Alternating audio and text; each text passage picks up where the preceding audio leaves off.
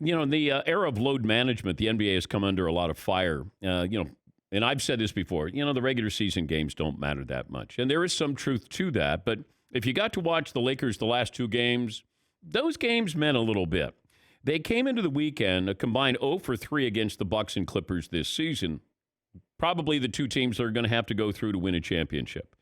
Led by LeBron and AD, they won both games, and this was as much of a regular season statement as anybody has made, certainly these days.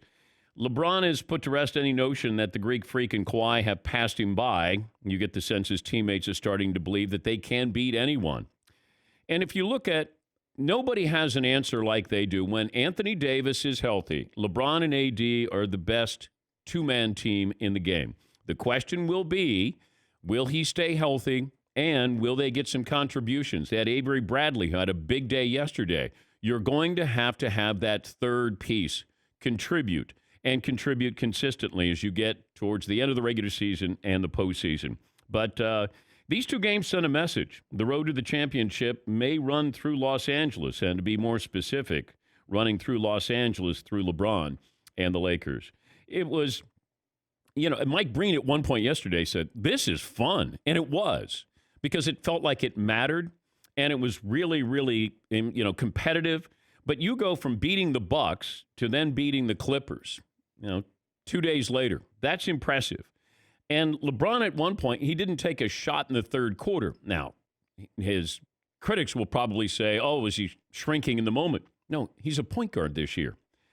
And he's become a true point guard, which is really interesting. And I don't know, when they vote for the All-NBA, is he going to be a point guard this year? I don't know how many times you've had a player be All-Pro at a different position. And they still do this, 2 guards, 2 forwards, and a center, which I have petitioned the commissioner to say, that's not what basketball is anymore. Who is a true point guard? John Stockton's not playing anymore. But, and even your center doesn't play as a center. Unless it's Rudy Gobert, and then he just, stays underneath and plays great defense. But LeBron's probably going to be first-team All-Pro at point guard. And then I'm curious about, how they distribute some of these other positions there. I don't know is Kawhi a 2? Is Paul George a 2? Is Kawhi a 3? Is Paul George a 3? We don't know. What's Zion? What's Luka? That's what basketball's become. It's your 5 can be a 2 and your 2 can be a 5. It's kind of crazy. But LeBron yesterday showed his versatility. And look, the Clippers are going to be a tough beat for the Lakers. But I just don't think that their 2 matches the Lakers' 2. When Anthony Davis is playing well, and you saw that offensively and defensively, had a couple blocks, shoots the 3, and he can be as dangerous as the Greek Freak. In fact, he was the Greek Freak before the Greek Freak, when you think about it. Then he got hurt, and then, aside from the Greek part, he was the freak part. But, then he disappeared in New Orleans, and then all of a sudden he reemerges, and we go, oh my gosh, he can be spectacular. But, in fact, we'll talk to John Calipari about the development of Anthony Davis, because he has a very, very good shot. He's a better outside shooter than the Greek Freak is. Greek Freak is better at penetrating there. They're both great defensively, but I sort of see the same player, just a younger version with the Greek Freak. And yes, I know, Milwaukee fans, I hear you. Why are you on LeBron's bandwagon? I just know what I see. That's all. And I'm telling you what I'm seeing, and now you're hearing everybody jump on LeBron for MVP. Okay? Mine started 2 weeks ago. I even said at the beginning of the year. I go back and forth with Doug Gottlieb. Everybody telling me Kawhi's better than LeBron. I said, no, he's not. No. At times he can be, but no, he's not. LeBron is still the most valuable player in the game. Now, he's not the best player. He's the most valuable player. Ask Spurs fans about Kawhi. He tapped out, okay? He went to Toronto. He won a championship. Great, and he was spectacular. He's not better than LeBron James. He's just not. There's nobody like LeBron. And they're just people who don't like him for whatever reason. He's the most valuable player in the game. He is. Now, Greek Freak is a better player. I'll give you that. He's a better all-around. LeBron's 35. Somebody eventually has to be better than him. But LeBron could be the oldest MVP, I think, in league history. Karl Malone was 35. Karl Malone won the MVP at 33 and then at 35. LeBron, actually, he'd be the third all-time to win the award at 35 or older. Karl Malone and Michael Jordan won it at 35. But LeBron is 30. He'll be 35 and 107 days to be exact. So that put him second on the all-time list behind Karl Malone, oldest MVPs. Stat of the day, stat of the day, stat of the day, stat of the day. Here comes that what? Stat of the day.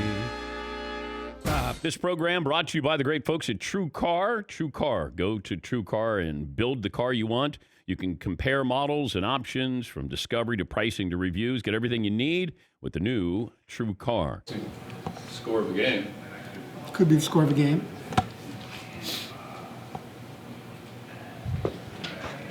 You got a guess? Yeah. Go ahead, what do you got? My alma mater. Was that the score of the Dayton game? There was a pretty big upset, I'll give you that, if I gave away too much. What's the score of that one? That was San Diego State lost. To the Utah State Aggies? State. Utah State takes down San Diego State, 59. That guy, Merrill, or They went off. he had like 27 game winner. That was He's Wow. like this year's Jimmer for because death. they had Utah State there, like not getting in at all, and all of a sudden they beat. Now they punched their ticket. Punching it. What is the deal with Utah State sports being a factor? I know. Jordan Love. Crazy. The Fanettes. Oh my God. The play of the day. Runner left side, got it! We're gonna play it and play it. This is the play of the day. Check this out. Tie ball game. Chance to win the conference championship. Sam Merrill against Fagan. 7 seconds, 6 seconds, 5 seconds. Sam rises for three. Yes! You've got to be kidding me! Sam, I am! Merrill, straightaway three. 2.5 seconds left in the game. Sam Merrill is a freaking stud. Courtesy of Learfield IMG College. Imagine Dragons, who are from Utah.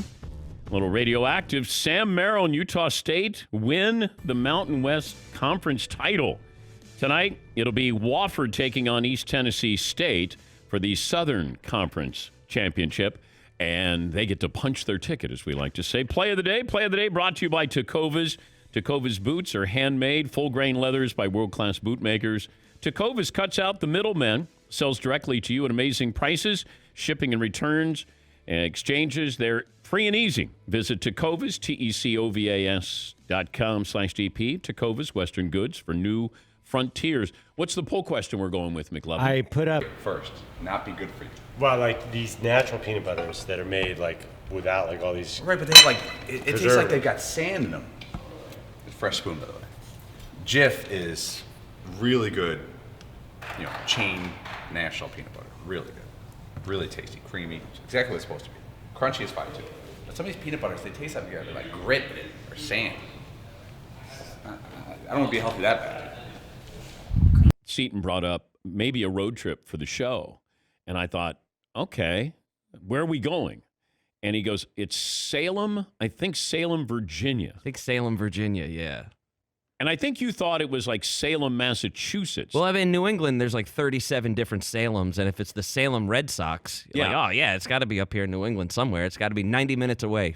Yeah. You know, there's a dozen Salems within 90 minutes of here. And then I went, well, why am I going to Salem, Virginia? And the reason is? Apparently, they're having a Nickelback night coming up here in June. About time. Friday, June 5th. Come celebrate the life and legacy of Nickelback. Is Nickelback going to be there? I don't think so. See, that's the great part of it. The fact that if they're there, then I don't want to go. But if they're not there, then that would be fun to celebrate Nickelback. As finally, Nickelback gets to be celebrated. I want to go to this so bad, and I'm not really sure why. I'm not a Red Sox fan. I don't feel like going all the way to Virginia, and I'm not a Nickelback fan either. But, man, does that sound like a fascinating evening? It does. I'd be curious how you celebrate Nickelback. Yeah, Paul. I'm on their website at visitroanoke.com. Join us for an entire night celebrating the legacy of Nickelback. We will have a photograph frame giveaway presented by Alsco. I guess you get a picture of Nickelback? No, Nickelback in Red Sox jerseys, it appears. You telling me you don't want to go there? And I want to go there and just ask people if they're there for baseball or Nickelback. Which one are they more a fan of? Going to a Salem Red Sox game? Mm-hmm. I think that it's a lot of fun to talk about. I don't know that the reality of us doing that, it's probably slim. Unless Dan really gets himself in a mood and feels like making it happen. I don't know who's springing for plane tickets and hotel and all that kind of thing just to go down there and have a quick laugh at Nickelback. I don't know. I would love to, though, because that sounds like a great Friday night to me. But right now I put it at doubtful. Great. AMG Man Cave, just go to the DP Show app. Watch and listen from inside the Mercedes-AMG Man Cave, Mercedes-AMG driving performance. I mentioned talking to a source last night about the collective bargaining agreement for the players that will probably be ratified on Thursday. At least that was the indication that I was getting. And I said to a source who is involved in this process, I said, why 10 years? Because Jerry Jones and the owners are going to reopen this up for an 18-game schedule. And he said, you're right, they will, because they wanted 18 games. Jerry brought this up over the summer. Jerry Jones said 18 games. You got 17, and I do think that once both sides realize how much money's at stake here, I do believe that we don't get through this 10-year deal where you go, it's going to stay at 17 games. I really believe that there's going to be an 18-game schedule over the next 10 years. I believe that's going to happen. Yeah, Paul. But do you think they have to do baby steps and do 17? Because if they go for 18 and it gets kiboshed, then they never, ever get there. They'll have to wait 6 or 7 years to get there. Like, I'd rather get 17 now and then open up the books 5 years from now. But that's why you have a Final Four in college football. You couldn't go to 8 right away. They wanted to let it be in place for a little while, make sure they have a good foundation for it. And then I do think that they would want to open that up again and then have 18 playoff in college football. They start at a number knowing they're going to grow that number. It's rare when they go, you know what, on second thought, we're going to reduce this. But I do think that the biggest issue I have with this is the players didn't have something where they said it's non-negotiable. Where the owners said 17 games, non-negotiable. Owners said that. So that the bargaining chip the players have is that 17th game. They didn't say this is non-negotiable. Something else is non-negotiable. The owners are the ones dictating. The 17-game schedule, that's the players' bargaining chip. That's the one that they had. And the owners swooped in and said 17 games is non-negotiable. So they've already taken away your bargaining chip. I think it's going to be passed, but I don't need a 17th game. If you want to have a couple more playoff teams, I'm fine with that. But 17 games, we didn't need it. I was going to pin it. That's not good. Can you win the national title this year? I think there's about 30 teams that can win the national title. But you got to be good for 6 games, Coach. Okay, here's what I say. There's 2 things that I've done every year. I hate to give away trade secrets, but since it's just you and I talking. Hold on. I'll write it down here. Nobody's listening. Okay. All right, here we go. First of all, you got to win 8 to 10 games in a row in your season at some point, so your team knows mentally they can do it. Okay. That's one. Right. Why do you try to win 8 to 10 in a row or 12 in a row or more so 6 in a row is doable, okay? Right. Second thing is you better have a team full of players that 5 to 6 of them have scored 25 in at least one game. Better if it were multiple games. So if you have 5 or 6 guys that had 25 in a game, they know in the NCAA tournament, I can do this. I've done it before. So that you don't know in these one-game stuff what happens. So somebody on your team may have to get 25 to get to the next round and then worry about the next round then. But you got to go and get on a little run to create separation. So every year I'm trying to say, do we have 5 or 6 guys who have scored 25 a game or 25 in a game? If you only have 2 and someone else has to get 25 and that dude gets 16 or 18, the mentality is, I've never done this before in my career. Now it becomes hard. I may be wrong. I was fired by the Nets, but that's my story, and I'm sticking with it.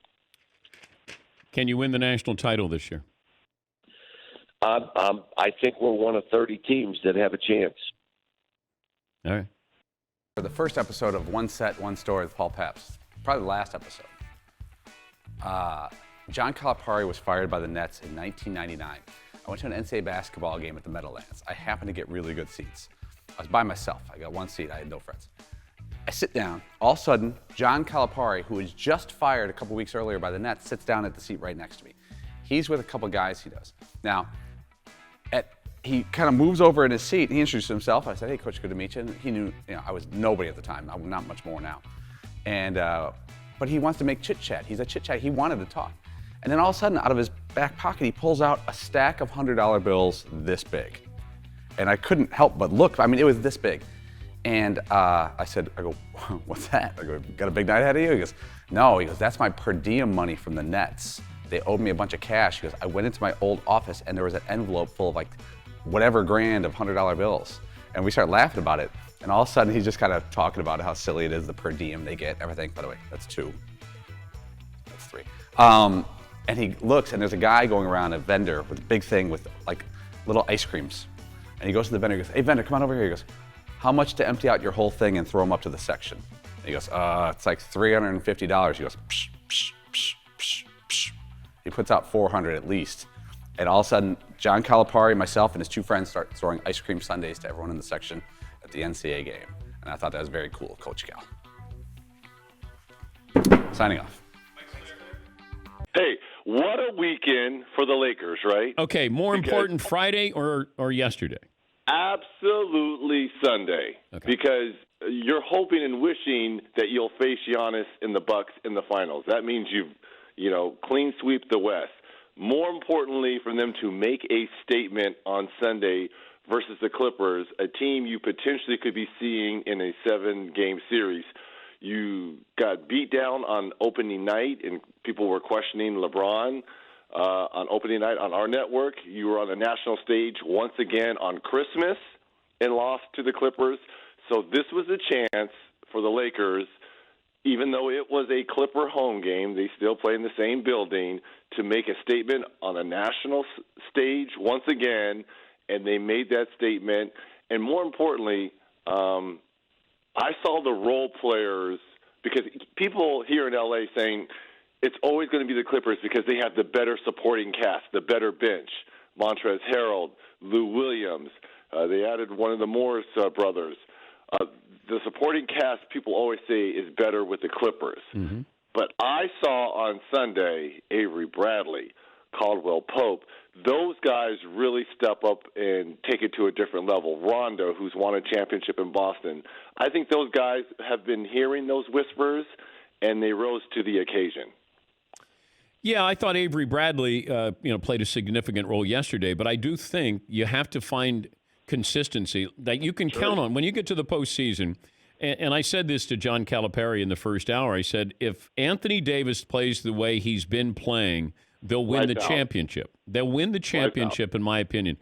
LeBron's the most valuable player, but AD will be the reason why they win the championship. I agree with you wholeheartedly. And the thing that gives me great pause and hesitation is Anthony Davis has never really had to go deep, dig deep, especially when hurt.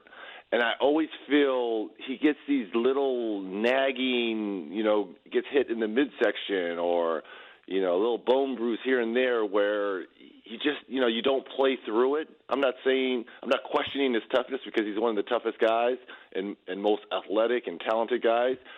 But, Daniel, he's never had to dig deep, to sacrifice, and he's going to be asked of that on this team.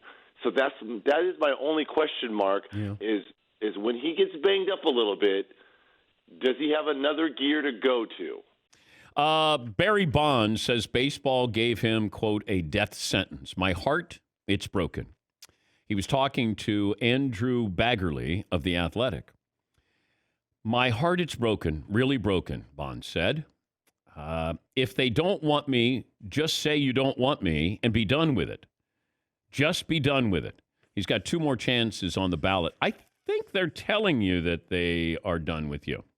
Don't you think by the response here? And, I think Barry has to no, it's too late for him to understand. A-Rod, was caught cheating a couple of times and, was really a bad guy in baseball there for a long time. And he's had this reclamation project. Now he's everywhere. He's got shows and J-Lo and baseball, Sunday Night Baseball, and he reinvented himself. Well, Barry Bonds never reinvented himself. If you want people to like you, you have to give them a reason to like you. We forgive a lot in society. We're forgiving A-Rod, apparently. Look at him. He's never been bigger. Barry has never been likable. Never. And if he wants to do an interview and express who he really is right now, and maybe people can understand there's a different side, then great. I mean, we asked for years to have Bonds on. Even steroid-free, that if we were just going to talk about his new personality here. I mean, Mark McGwire has been beloved, embraced. He's been on the show. Barry should blame Barry because Barry put himself in this position. Barry Bonds could have retired as just a great player, first ballot Hall of Famer, if he didn't use steroids. But look at the money that he made. He made more money in those last 3 years than he did the previous years combined. Barry was never likable. You admired what he was doing, even if you did it with a suspicious eye, but he was still doing it better than everybody else who was doing it, who were using steroids there. Bonds is his own worst enemy. He's not a likable guy. A-Rod can give the appearance that he's a great guy. Mark McGwire, kind of a shy guy, quiet guy, but baseball's forgiven him. But Bonds is probably not getting into the Hall of Fame. The same with Roger Clemens. Yeah, Fritzy. Did he use so much of the clear that he actually feels like he looks like a ghost to Major League Baseball? Okay. I don't know about that one, but it's early in the show, early in the week. Got another hour and a half. Yeah, you took a shot. But gotta put it out the only way you can get a hit is just swinging the bat. Never leave the bat on your shoulder. Definitely not. Then why bother going to the plate? Actually, the more I think about it, sure, I'd leave the bat on your shoulder. Yeah. Here and there? Yeah, I would. Take my tush out and just take one for the team. See, I blame you for even putting him up to bat. Yep, okay. You shouldn't have put him I at put the him plate. in the lineup. Yeah, you put him in the lineup. Yeah, blame me. All you. I'm going to blame you, Skip. I'm going to blame you. Yeah, but, Bonds saying, I don't know how his heart is broken. Like, how is he surprised at all of this? Do you now have regret? Do you now understand? I mean, a lot of people do. But he cannot be surprised. So, but he says baseball has tried to shut him out of the sport. What did he want to do in this sport? Doesn't he go? Is he an instructor with the Giants? Does he still do that? Does he want to be a broadcaster? I mean, if he wanted to be it, I'd love to hear it. I remember when we had him on, the only thing he wanted to talk about was his home security company. And I went, I don't know if America really wants to hear that, but I mean, we can talk about it. Yeah, Paul. He was there to honor his home security system? Yes, I think so. And I went, that sounds familiar. Rings a bell. Yeah, they were like, Barry will come on, no steroid talk, and he wants to talk about his home security company. I went, no, I think we're going to pass on that one. Yeah, Todd. You think that'd be journalistically unethical just to put him on to talk about that and not even get into any baseball? Well, I put people on who just talked about Qualcomm. So obviously, today we're honoring and supporting Qualcomm. The word honoring is nuts. Because I've never truly honored Qualcomm, but that's Matt Harvey. I did all those answers yesterday, and maybe at the appropriate time we can talk a little bit more about that, but. Obviously, today's about Qualcomm. Damn, that was so good. The headline in all the New York papers were Matt Harvey may need Tommy John surgery, and then he was surprised when you asked him about his elbow. Yeah, obviously today's about Qualcomm. But to be in the media capital of the world and not understand how this works, it's called quid pro quo. You come on, we talk about your injury, you get to promote your product. Oh, it was so good. And I did come on the next day because right after we got done with that interview, I looked at Fritzy and I was like, you got to be kidding me. We got to get this fixed here. And he was getting called. I think you had 3 phones up to 2 ears. And he was just getting crushed by every possible media outlet that heard that interview. Oh. So he almost had to come on the next day. It was that embarrassing. I know. And then, apparently they didn't prep him because if they did, they would say, look, they're going to ask you about your career. They may ask you about your dating life. They may ask, all these things, the dark night, whatever. They're going to ask you all these things. You'll get your chance to get your 60-second plug-in for Qualcomm. Qualcomm is paying you, and then you pay us back by getting this exposure. That's how it works. But, oh, my God, when he did that, it was like... I did all those answers yesterday, and maybe at the appropriate time we can talk a little bit more about that. But obviously, today's about Qualcomm. Never forget. Isn't every day about Qualcomm? And let's just honor Qualcomm. Maybe at the appropriate time. Like, no, you just made the announcement. This is the most appropriate time. There will never be a more appropriate time to talk about it than right now. Yeah. How about when you have the surgery and then somebody has to hold the phone because you can't lift it up because your arm is in a sling? Dan, call me later tonight. We'll talk at home. I know we're on national TV and radio now, but this is not the prime time to do it. Yeah. If you want to talk to me privately about it, then yes, we can talk about this. Today, obviously, today we're honoring and supporting Qualcomm. I just don't know how you honor Qualcomm, and I don't think I did. I don't think I did Qualcomm justice there. That interview ended rapidly, like one of his starts, because you looked up and you're like, "Oh, I went. No, this ain't continuing." Because let me ask you one more question about Qualcomm. Yeah. What is Qualcomm? What do they do? Yes. There's not a lot of times that you sort of look up at us like, oh my God, what is this? Like, what's happening right now? Where you can't believe what's going on. And that was one of those where you just sort of looked at us with this blank gaze of is this really happening? Well, right now? I didn't know if he had a sense of humor. I didn't know Matt Harvey, so I thought maybe he's punking me. And then I looked right at Fritzy, and if looks could kill, I would have. That's the worst look when you're like, you convinced me to have so-and-so on the show, and they offered less than 0 content. Oh, God. And I remember Fritzy saying, hey, he's with the Mets and great rotation, and he got a nickname, and, he dates supermodels. And I said, all right, we'll give him a shot. Decent phone line. Didn't offer anything as far as actual interviewing information. All right, we'll take. Salem wants us? They want us. I don't know. Road trip to Salem, Virginia, Nickelback night. That sounds like a full weekend to me. What? How are you today? Hi. Hi. How are you guys this morning? I think we're good. I think we're good. We've heard you've been talking about us this morning here in Salem, Virginia. So who is us in Salem, Virginia? Well, it's myself. My name's Emily, and I'm the manager of marketing and promotions. But our entire office is abuzz this morning because we've received emails and tweets and phone calls and whatnot, hearing about that you guys have mentioned our Nickelback night. Yeah, who came up with Nickelback night for the Salem Red Sox? It was kind of a collaborative thing when the team got together and put our heads together. Like, Nickelback would be a fantastic idea. But Nickelback's not going to perform that night in Salem, Virginia. No, the thought was that they're headed on tour this year, and it's right before they take off, and they're actually starting pretty close to our ballpark. So that's kind of where the idea came. Yes, Paulie. Emily, one question. Would you rather have us come to Nickelback night or Nickelback come to Nickelback night? See, we've been talking about that this morning, and we would love both if you're willing. Like, if you guys want to come down, we've got suites. You guys could host the Dan Patrick Show here.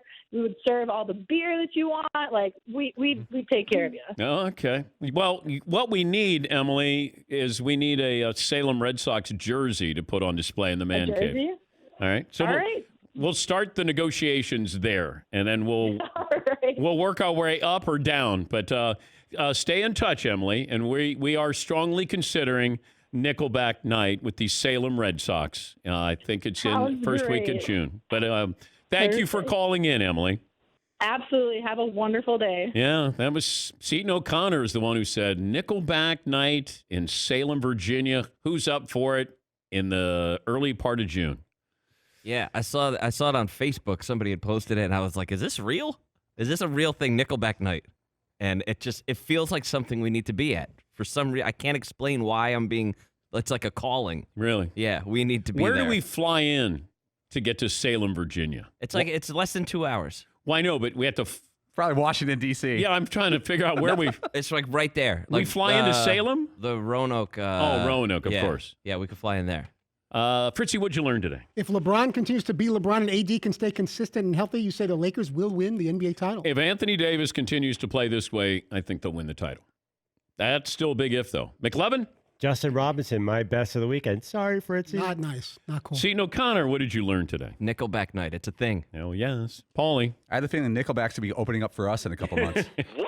What did I learn, Todd? Speaking of AD, John Calipari wants to know why no one's talking about Anthony Davis as NBA MVP. If you run a small business, you should use LegalZoom right now. Make sure you're set up for success. Go to LegalZoom.com today. Take care of your business needs. Enter the promo code Patrick in the box at checkout. LegalZoom, where life meets legal. It was a fun day. Do it again tomorrow. Seton, Paulie, Fritz, and McLevin, yours truly here on the Dan Patrick Show.